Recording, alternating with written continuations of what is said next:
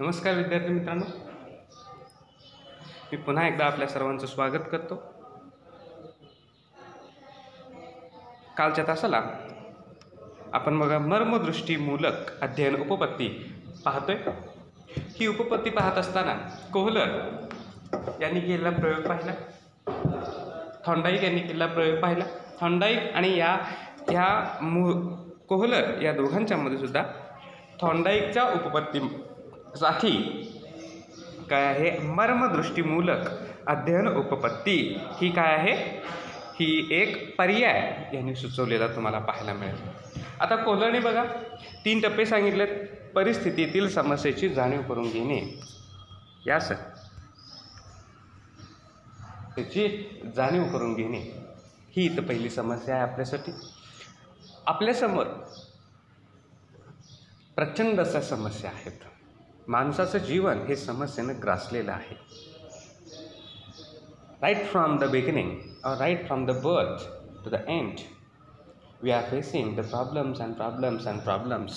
But आपल्यासमोर आलेल्या प्रॉब्लेमविषयी चिंतन करत राहणं, प्रॉब्लेमविषयी सोल्युशन शोधत राहणं, हे सोल्युशन शोधण्यापेक्षा इवन त्याचा जास्त विचार करत राहणं हे सुद्धा महत्त्वाचं. पण इथं माणसाची वृत्ती इवन सांगा कसं जगायचं, रडत रडत जगायचं की हसत हसत जगायचं, हा आपल्यासमोर प्रश्न कळून. मग माझ्याकडे हे नाही, माझ्याकडे ते नाही. इवन साधं बघा, तुम्ही रस्त्यानं जरी चालायला लागला, काही लोकांच्या मनात सतत प्रॉब्लेमॅटिक आहे, सतत नेहमी प्रश्न असतात. आता कसे प्रश्न असतात, रस्त्यावरून जरी चाललं, खड्डे असले तरी बघा, तुम्ही कोणाला शिवाय देणार, डायरेक्ट सरकारला शिवाय देणार. काय सरकारचं कारण आहे, मतं देऊन फुकट राहिले, फुकट पैसे खायचं काम करतात, नीट धड रस्ता करत नाहीत. रस्त्यात परवाच रस्ता केला होता, आज परत खड्डे पडले. हा प्रॉब्लेम आहे आपल्यासाठी. पण हे आपण फक्त बोलतो, त्याच्यावरती उपाय काही केला का रे? उपाय काहीच केला नाही. बाजूला असलेलं खडक तुम्ही त्या रस्त्यात टाकलं का? त्या गटात खड्डा बुजवण्याचा प्रयत्न केला का? खड्डा बुजवण्याचा पण प्रयत्न केला नाही. परत शिव्या देत पुढे गेलो आपण, बरोबर. मग अशी ही समस्या, असे एक ना धड तुम्हाला भरपूर असे प्रॉब्लेम्स पाहायला मिळते. मग सगळ्यात महत्त्वाचं काय आहे, आपण प्रॉब्लेमवरती रडत बसायचं नाही. माझ्यासमोर आहे प्रॉब्लेम, काय करू, कसं करू. इव्हन साधं बघा, तुम्हाला जर कोणी भेटलं, आपण काय म्हणतो, काय चाललंय, कसं काय असणार गरिबाकडं? आपलं उत्तर आहे काय असणार गरिबाकडं. मग गरीब आणि श्रीमंत हा भेदभाव का बरं? गरीब म्हणजे काय, पैसे कमी आहेत म्हणून गरीब का?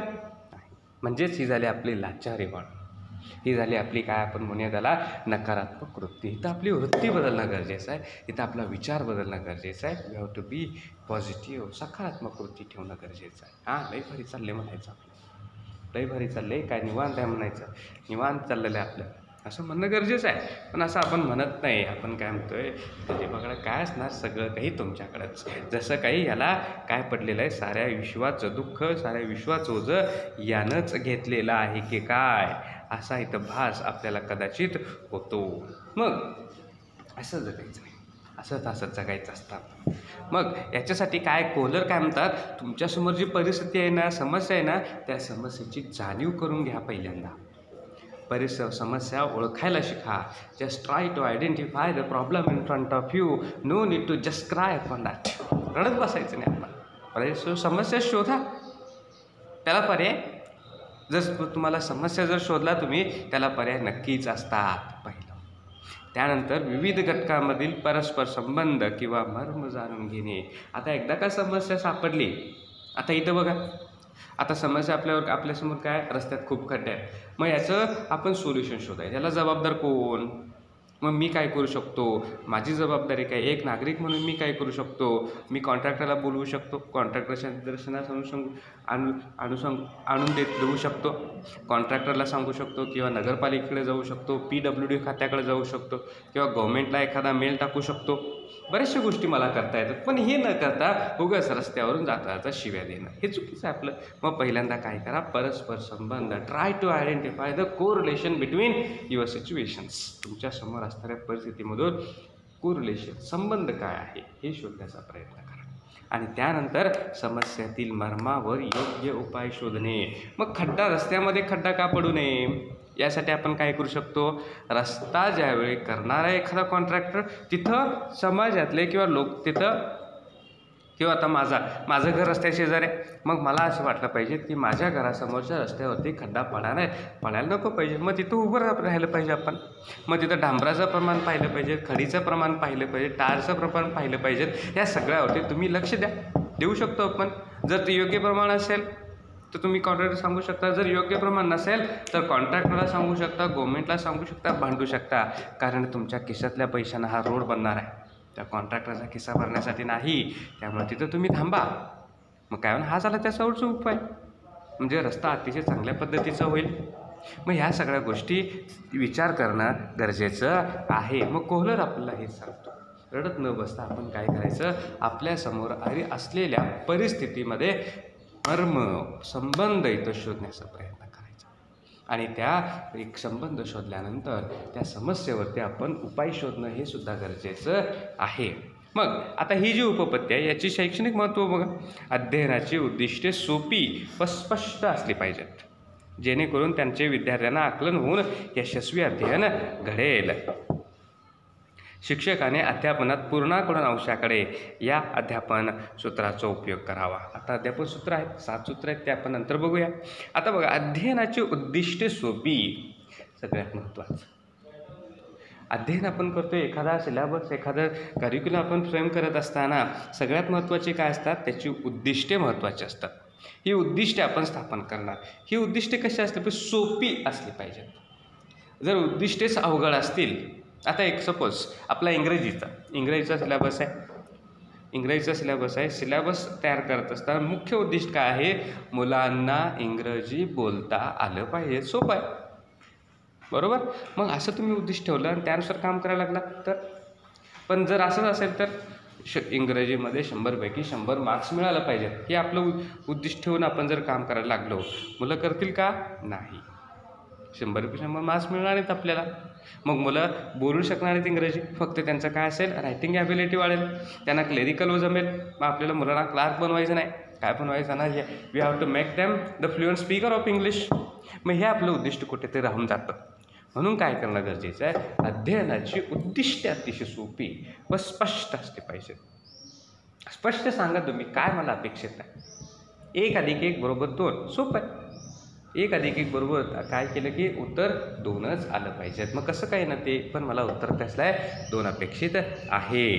मग तू पहिल्यांदा फर्स्ट वन घे, सेकंड वन घे, काही घे, it doesn't matter. What matters, that answer is 2. सोपं आहे उद्दिष्ट आपलं. मग हे उद्दिष्ट इथं सोपं असणं गरजेचं आहे, स्पष्ट असणं गरजेचं आहे. आणि मग जर आपलं उद्दिष्ट सोपं असेल, स्पष्ट असेल, तर विद्यार्थ्यांना सुद्धा ते आकलन अतिशय यशस्वीरित्या ते करू शकतात. यशस्वीरित्या विद्यार्थ्यांना इथं आकलन करू शकतील आणि अध्ययन चांगल्या प्रकारे इथं घडेल, मुलांचं मन रमेल. आणि जर आपलं उद्दिष्टच व्यवस्थित नसतील, हे चाललंही कशासाठी हेच माहीत नसेल तर मात्र काय होणार आहे, तर मात्र इथं विद्यार्थ्यांना काडी मात्र कळणार नाही, विद्यार्थ्यांना काही समजणार नाही. स्टुडंट्स विल अंडरस्टँड नथिंग, काहीच त्यांना समजणार नाही. मी का अभ्यास करायला लागलो आहे, मी का शिकायला लागलो आहे, शिकण्यामागं माझं उद्दिष्ट काय, हेच त्यांना त्यांच्या मनातलं क्लिअर झालेलं नाही. मी 10वीच्या परीक्षेला बसलो आहे, 12वीच्या परीक्षेला बसलो आहे, का बसलो आहे,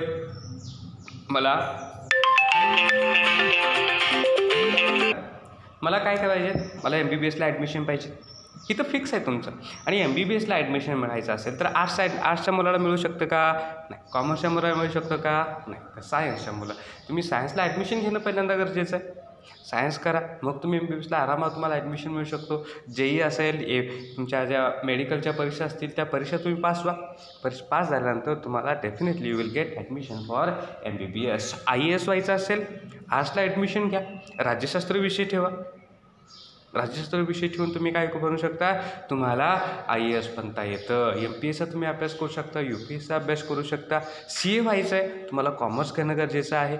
मग ह्या सगळ्या शाखा आहेत, ह्या सगळ्या ही तुमची काय झाली उद्दिष्टे. मग मी शिकतोय का, शिकणं का शिकत आहे, याच्या मागचं जर उद्दिष्ट कंप्लीट असेल, क्लिअर असेल, तर नक्कीच विद्यार्थ्यांचं अध्ययन किंवा आकलन आपण म्हणूया अतिशय यशस्वीरित्या होऊ शकतं. हेच आपलं शैक्षणिक आपण काय म्हणूया इथं महत्त्व आहे बाळांनो. यासाठी इथं ही अध्ययन उपपत्ती इथं आपल्याला महत्त्वाची ठरते. तर आज आपण इथं थांबूया. राहिलेला भाग आपण उद्याच्या तासाला पाहू. थँक्यू.